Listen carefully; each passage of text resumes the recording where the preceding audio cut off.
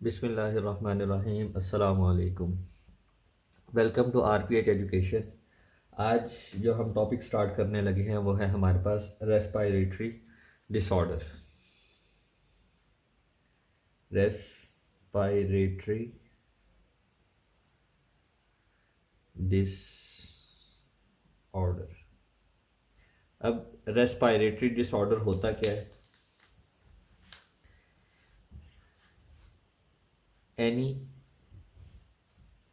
Disease और problem related to lungs and air passage way called respiratory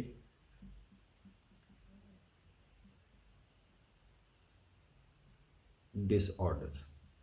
कोई भी बीमारी जो एयर पैसेजवे से या लंग्स से ताल्लुक़ रखती होगी वो रेस्पायरेटरी डिसऑर्डर कहलाती है। अब respiratory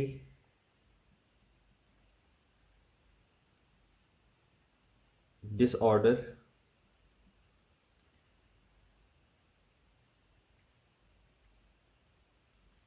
more common in Pakistan due to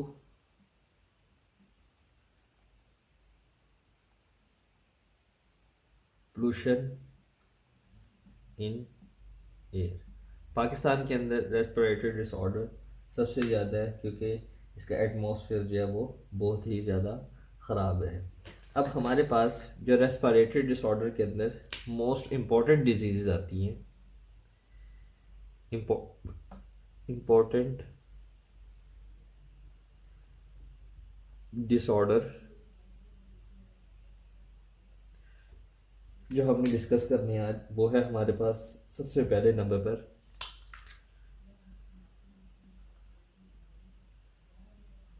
bronchitis, जो हमने रेस्पिरेटरी डिसऑर्डर के अंदर डिस्कस करना है। सेकंड नंबर पर हमारे पास आ जाता है एम्फाइसीमा। थर्ड नंबर पर हमारे पास निमोनिया। फोर्थ नंबर पर हमारे पास अस्थमा।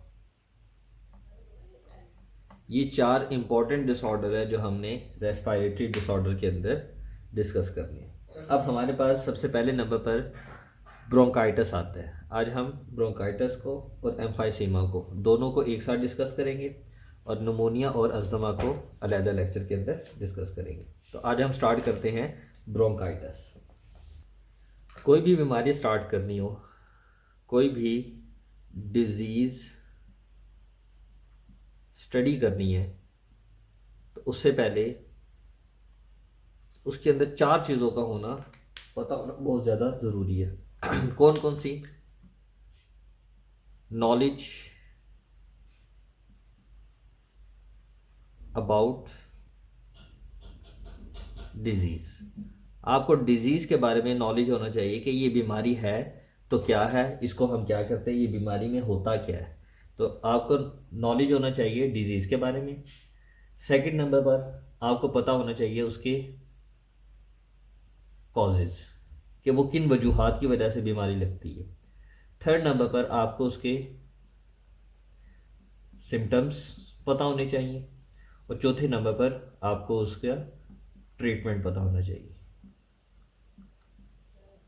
ये चार इंपॉर्टेंट चीज़ें होती है किसी भी डिजीज़ को स्टडी करने के लिए। तो सबसे पहले आपको पता होना चाहिए कि वो डिजीज़ है क्या, वो दूसरे नंबर पर होती किस वजह से है, कौन कौन सी वजूहात है जिससे से वो बीमारी लगती है। हमें पता किस तरह, एक डॉक्टर को पता किस तरह लगता है कि ये बीमारी ये वाली कहलाती है। वो निशानियां जो हैं जिनको हम सिम्टम्स कहते हैं उसके बारे में पता होना चाहिए और चौथे नंबर पर उसका ट्रीटमेंट पता होना चाहिए कि इस बीमारी का जो हल है, जो इसका सलूशन है वो ये है, उसको हम ट्रीटमेंट कहते हैं, उसका इलाज जो है उसके बारे में हमें पता होना चाहिए। तो आज हम स्टार्ट करते हैं सबसे पहले नंबर पर ब्रोंकाइटिस। अब हमारे पास सबसे पहले नंबर पर bronchitis.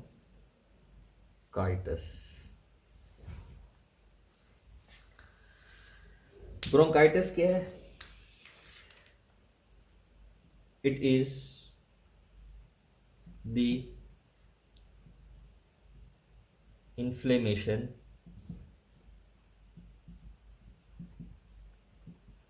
of bronchi and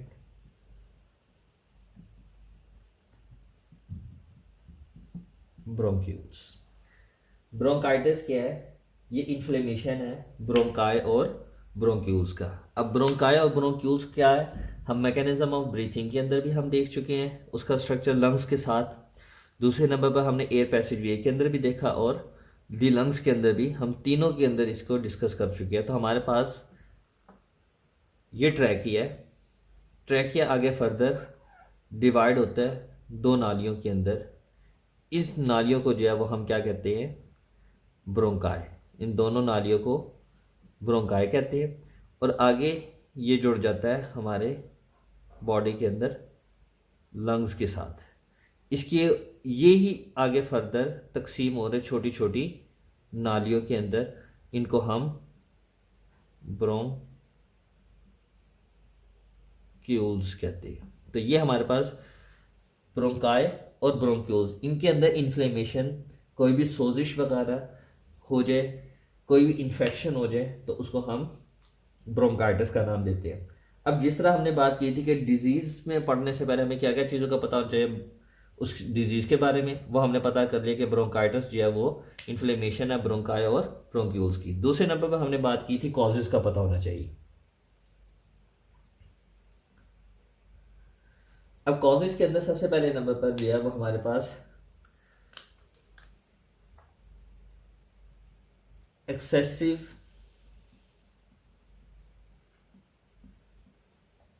secretion of mucus. हमने एयर पैसेज वे के अंदर बात की थी। म्यूकस क्या करता है? हमारी बॉडी के अंदर फ्लूइड होता है जो रिलीज होता है एपिथेलियल लेयर से, और वो हमारे एयर को मॉइस्ट कर देता है, हमारी बॉडी के टेम्परेचर के बराबर लेकर आता है। बाज़ औक़ात यही म्यूकस हमारी बॉडी के अंदर एक्स्ट्रा अमाउंट के अंदर रिलीज होता है। उसकी वजह से क्या होता है? नैरोइंग ऑफ ट्यूब्स हो जाती हैं, यानी कि हमारी जो सांस की नाली है वो तंग हो जाती है क्योंकि म्यूकस ज़्यादा रिलीज होता है। दूसरे नंबर पर कोई भी बैक्टीरिया या कोई भी वायरस एक्सपोजर हो सकता है, यानी कि ये दोनों कोई ना कोई इन दोनों में से अटैक कर सकता है, जिसकी वजह से ब्रोंकाइटिस की बीमारी लग सकती है। आगे हम टाइप्स की बात करते हैं। टाइप्स ऑफ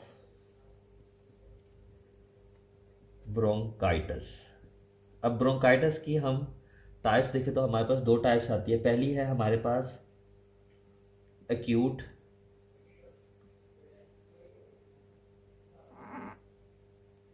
ब्रोंकाइटिस, और सेकंड है हमारे पास chronic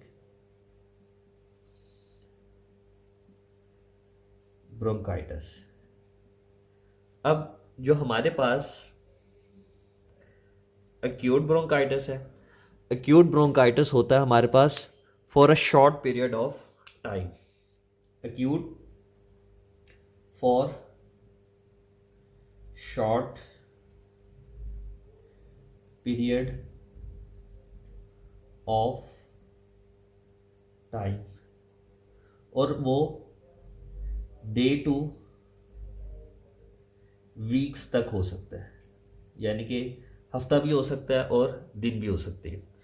chronic bronchitis for long period of time. Chronic bronchitis जो है वो लंबे अरसे के लिए होता है, वीक से मंथ भी हो सकता है और मंथ से ईयर भी हो सकता है। तो ये हमारे पास दो टाइप्स आ जाती है ब्रोंकाइटिस की, एक्यूट ब्रोंकाइटिस और chronic bronchitis. Chronic long period of time और acute for a short period of time. इसके बाद हम सिम्टम्स की बात करते हैं। ये हमारे पास सिम्टम्स लिखे हुए हैं। तो सिम्टम्स के अंदर यानी कि निशानियां जिससे पता लगता है कि इसको ये बीमारी लगी है। तो ब्रोंकाइटिस की जो निशानियां वो है कफ, चिल्स, फीवर और वीजिंग, ये इसके सिम्टम्स हैं। और ट्रीटमेंट के अंदर हमने जो देखना है वो है हमारे पास एंटीबायोटिक्स है, हम कफ सिरप्स ले सकते हैं या एंटीपायरेटिक मेडिसिन जो है उसका इस्तेमाल कर सकते हैं ब्रोंकाइटिस की बीमारी के लिए। तो ये था हमारे पास ब्रोंकाइटिस। इसके साथ हम एक और चीज़ पढ़ लेते हैं, वो है हमारे पास एम्फाइसीमा।